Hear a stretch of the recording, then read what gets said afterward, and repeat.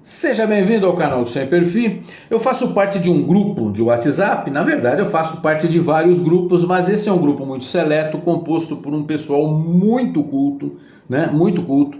Ali o normal é o pessoal ter mestrado, doutorado, né? Às vezes até em áreas diferentes, né? Eu que sou um dos mais raspa de tacho lá, tenho graduação em 3 áreas e mestrado em 2 e algumas pós-graduações. É um pessoal inteligente, culto e por essa razão praticamente todos conservadores, né? Todos conservadores, praticamente todos. Um ou outro ali fica um pouquinho em cima do muro e nada mais que isso. E por que não tem esquerdista lá? Primeiro porque não existe esquerdista muito culto ou esquerdista inteligente, né? Não tem. Então os esquerdistas, a massa de manobra do progressismo, eles são burrinhos de natureza, né? E eles não aguentam ficar em grupo, eles têm que ficar no grupo deles, na patotinha, porque quando aparece um esquerdista num grupo assim, ele leva tanta paulada argumentativa que ele foge. Como acontecia lá no antigo grupo, né, Sistemático Política, lembra? Os esquerdinhas foram todos fugindo porque não aguentam o debate público, né? Não aguentam, não suportam, né? Bom, lá nesse grupo, composto de gente muito seleta, a gente estava conversando um dia desses sobre essa situação da Jovem Pan, né? Da antiga Jovem Pan, porque a Jovem Pan hoje não é mais a mesma coisa, né? A Jovem Pan, ela criou um modelo onde ela favorecia o debate político, né? A diversidade. Então a formulação de todos os quadros era parecida com essa daqui, ó. Esse era de um dos programas da Jovem Pan, os outros tinham mais ou menos a mesma composição, né? Tirando o Pânico, que sempre foi um programa de humor. Então nesse daqui, o Paulo Matias era o mediador. Paulo Matias, que é um sapatênis, é um cara do centrão, é um isentão. E como todo isentão, ele sempre que desce do muro, ele desce do lado esquerdo, a gente sabe disso, né? Paulo Matias, não estou falando novidade para ninguém. E tinha a Zoe, que é cubana, e por ter sofrido com a ditadura cubana, ela sabe que essa ideia não é boa, por isso ela é conservadora, assim como o Paulo Figueiredo. Mas no mesmo programa, para debater ideias, tinha a Guga Noblar, que todo mundo sabe que é muito esquerdista, e a Paulinha, que também é de esquerda, ela sempre se definiu assim. Tudo bem? Bom, vamos lá. Esse era um modelo. Você tinha às vezes um, às vezes dois, né? Mas sempre tinha gente dos dois espectros ideológicos. E esse era o grande problema. Porque se você for nos competidores, né? Ou canais de televisão, ou de canais de YouTube, ou de grandes portais que também tinham os mesmos formatos. Então você vai na Globo, Globo News, CNN e UOL, né? E você vai ver que lá não, lá só tem esquerdista, esquerdista, esquerdista, esquerdista, esquerdista. Tem ninguém, nem em cima do muro lá. A Globo News agora contratou o Joel Pinheiro, né? Que também era um esquerdista da Jovem Pan, sempre foi de esquerda. Lá na Globo News ele faz a voz dissonante. É. O Joel, que é um cara de esquerda, lá na Globo News ele fica sendo a voz dissonante, porque ele não é tão à esquerda quanto todos os outros. Mas os outros veículos de comunicação, todos só tinham esquerdista. A Jovem Pan, diferentemente, fazia um programa com diversidade. Diferente, por exemplo, da Oeste, que hoje em dia faz um programa só com pessoal conservador em todas as posições, não é? Agora, o engraçado é o pessoal odiava a Jovem Pan, odeia até hoje, né? O Paulota fala Jovem Clã, Paulota... Não, é Paulota Pinóquio de Ouro, né? Paulota Pinóquio de Ouro, ele fala Jovem Clã, o mais novo... epidemiologista de Nárnia, né? O Terra Plana 165, que o pessoal chama de Jorgeg, não sei porquê, ele também fala Jovem Panos, eles odeiam a Jovem Pan, porque ela tinha, mas ela tinha essa diversidade, coisa que a Oeste não tem, a Oeste só tem conservador e o pessoal não odeia tanto assim. Por que será? Então essa foi a discussão que teve lá no grupo, e aí nós vamos ter que ir para um estudo do professor Pierluigi Piazzi, um médico, né, que ele fez uma exposição recentemente, que ganhou alguma notoriedade, que ele mostrou que o QI médio do brasileiro é 83, e isso é muito baixo, hein? Muito baixo, né? Então, assim, QI 83 é a média, metade da população está acima, metade está abaixo. Só que, vamos falar de QI, o normal é o 100, né? Quando você pega lá a idade mental, a idade cronológica, faz a razão, o normal é 100, né? 100. Dá-se uma tolerância de 10%, então se considera normal de 90 até 110, né? Acima de 110 até 140 é o cara inteligente, acima de 140 é um percentual pequeno da população, é o pessoal de QI genial.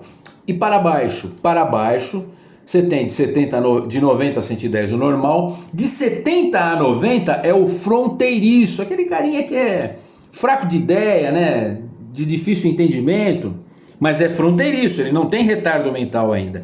Abaixo de 70 é que é a pessoa que tem o retardo mental, e ele pode ser leve ou severo, aí vai depender da distância lá para o 70, né? Se for uma distância grande, é um retardo mental severo, se for uma distância pequena, é um retardo mental leve. É assim que se distribui o QI. Então a gente percebe que se você fizer uma distribuição populacional em torno desse número 83, você vai ver que cerca de 1/3 da população, ou 33%, está aqui em volta do 83. Então está ali entre os 70 e o 90, né? Que é o pessoal fronteiriço. Olha que coisa impressionante. 1/3 da população brasileira está aqui no QI fronteiriço. E 1/3 da população está acima disso, né?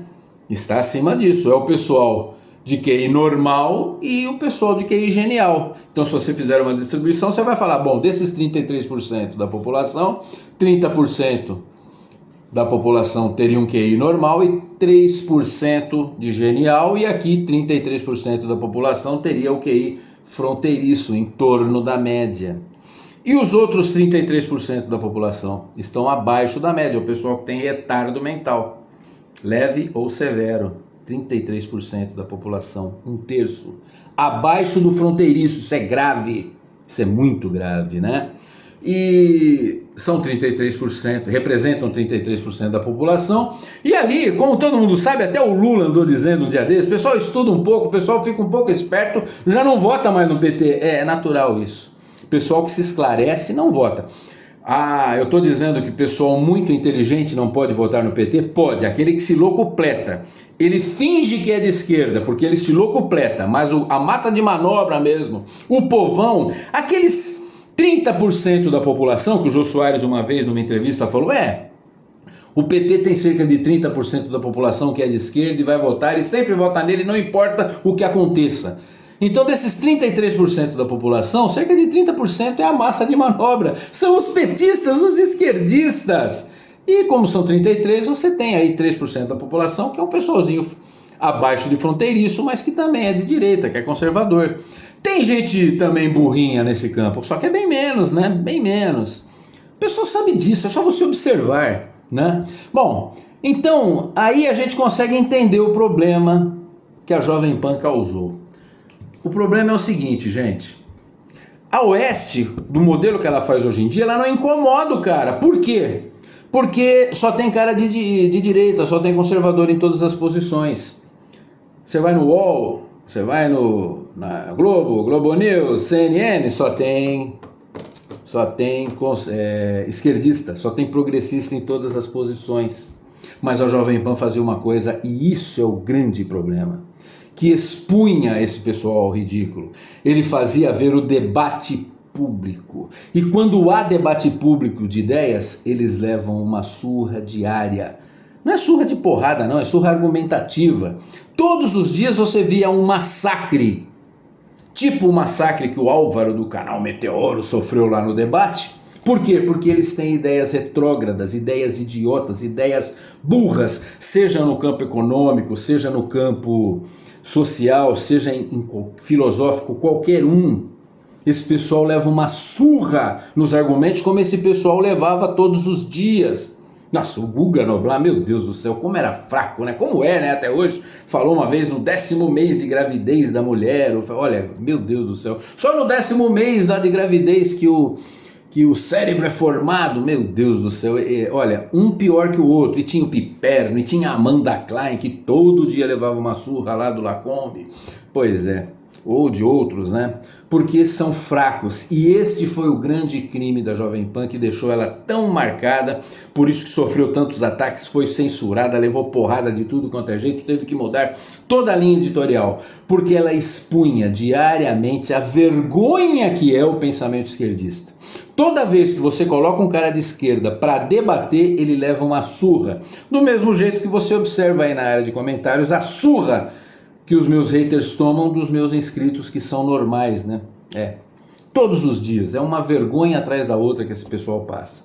Porque esse pensamento esquerdista retrógrado corrói o cérebro das pessoas e viram todos Gugas Noblas ou todos Amandas Kleins, né?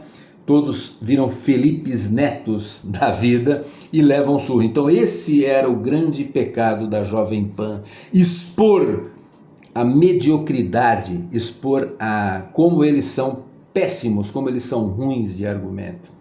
Tá bom?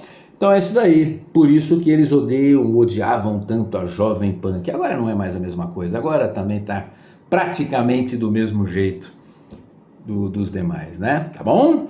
É isso daí. Até a próxima. Aguardem os próximos conteúdos do canal Sem Perfil. Um minuto de silêncio para morte da antiga Jovem Pan e de todo o jornalismo brasileiro, né? Tá bom? Até a próxima aí, pessoal.